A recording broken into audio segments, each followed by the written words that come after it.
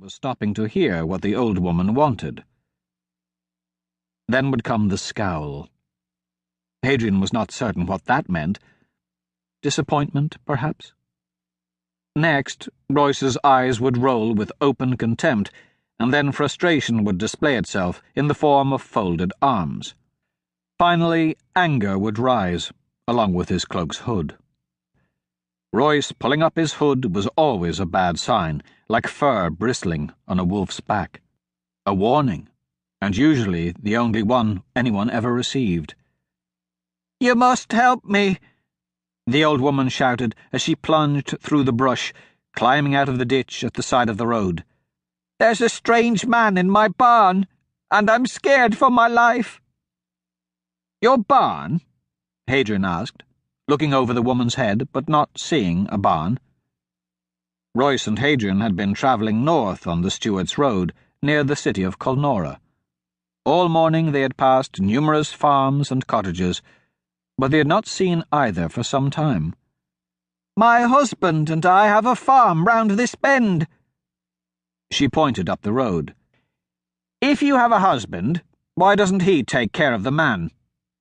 "Dear old Danny's away. Went to Verney's to sell our lamb's wool. Won't be back for a month at least. The man in my barn is a drunken lunatic. He's naked, violent and cursing. Probably been bit by a sick dog and has the madness. I'm afraid to go near the barn, but I need to feed our livestock. I just don't know what to do. I'm certain he'll kill me if I set foot inside." "You've never seen him before?" The woman shook her head. "If you help me, if you run him off my land, I'll see that you get a fine meal for both you and your horses. I'll even wrap up some extras to take with you. I'm a fine cook, I am." Hadrian dismounted and glanced at his friend. "What are you doing?" Royce asked. "It'll only take a minute," Hadrian replied. Royce sighed. The sigh was new. "You don't know this woman. This isn't your problem." "I know that." "So why are you helping her?" "Because that's what people do. They help each other. If you saw a man lying in the road with an arrow in him, you'd stop, wouldn't you?" "Of course," Royce replied. "Anyone would. A wounded man is easy pickings, unless you could see from your saddle that someone else has already taken his purse." "What? No! No one would rob a wounded man and leave him to die." Royce nodded. "Well, no. You're right. If he has a purse and you take it, it's best to slit his throat afterward. Too many people live through arrow wounds.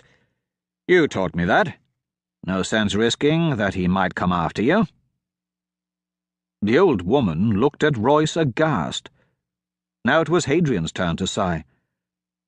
"Don't mind him. He was raised by wolves."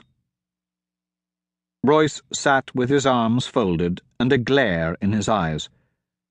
"I should never have told you about that." "Look, it's a beautiful afternoon, and we're in no hurry. Besides, you're always complaining about my cooking. I'm sure you'll be happier with her meal. I'm just going to have a quick talk with this guy." Hadrian added in a whisper. "He's probably just some poor fella desperate for shelter. I'll bet that if I can get the two of them to talk, we can work this all out. I can probably get her to pay the guy to help while her husband is away. The woman will get a hired hand, and he'll get some food and a place to sleep. What's more, we'll get a hot meal, so everybody wins. And when this good deed ends in disaster, will you listen to me next time and let people take care of their own problems?" "Sure, but it'll be fine. He's just one guy. Even if he's completely unreasonable, I think we can handle a drunken squatter."